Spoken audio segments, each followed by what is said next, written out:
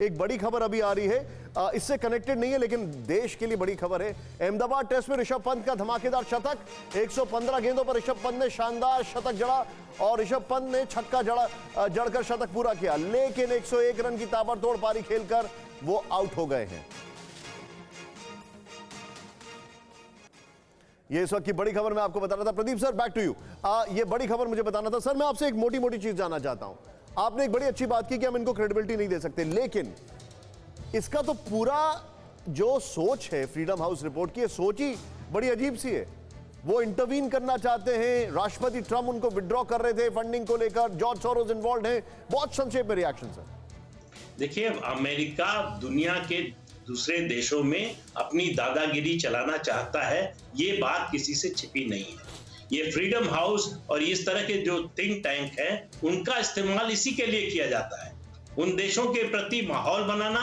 वो अभी जो मेजर जनरल साहब जो बात कर रहे थे, इसके आधार पर आर्टिकल लिखे जाएंगे, इसके आधार पर प्रोपेगेंडा चलेगा, हमारे देश में लोग निकलेंगे जो इसके आधार पर जो है सवाल खड़े करें। ठीक है, पॉइंट टेकन सर, ये उनका मकसद है। Point taken sir. Pradeep sir, मैं आपके पास वापस आ रहा हूं। बड़ी खबर एक और है, भारत की सुरक्षा पर अमेरिका की बड़ी पहल। भारत को $20 अरब का रक्षा उपकरण बेचेगा अमेरिका। एक तरफ वो और एक तरफ ये। यूएस ने रक्षा उपकरणों की बिक्री का दायरा बढ़ाया, कश्मीर में हालात सामान्य करने की कोशिश को भी सराहा है। लीजिए, कश्मीर में हालात सामान्य करने की कोशिशों को सराहा। अब कौन सा हाथ कहां से खेल कर रहा है समझ में नहीं आ रहा है। मनीष झा, वेरी क्विकली, ये जो बाइडेन की तरफ से, एडमिनिस्ट्रेशन की तरफ से स्टेटमेंट आया, क्या इसमें जानकारी आ रही है?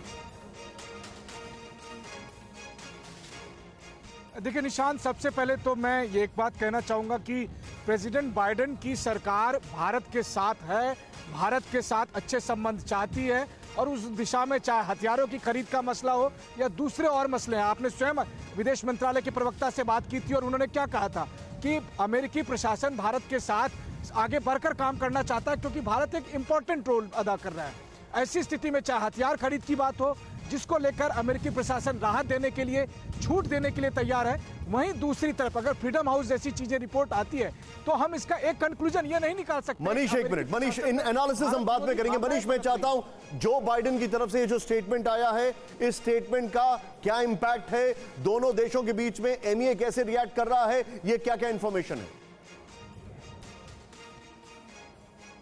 देखिए, प्रेसिडेंट बाइडेन ने सबसे पहले तो भारतीय अमेरिकियों की तारीफ करते हुए ये कहा कि बाइडेन एडमिनिस्ट्रेशन में 50 से अधिक भारतीय अमेरिकी मूल के लोग इस समय काम कर रहे हैं। दूसरी बात है कि जम्मू कश्मीर में जो राजनीतिक जो परिवर्तन हुआ है, जो राजनीतिक अभी बयार बह रही है, उसको लेकर अमेरिकी सरकार ने बहुत ही सकारात्मक बयान जारी करते हुए कहा कि ये अच्छा है कि हमें जम्मू कश्मीर में इस तरह की चीज़ें हो रही है।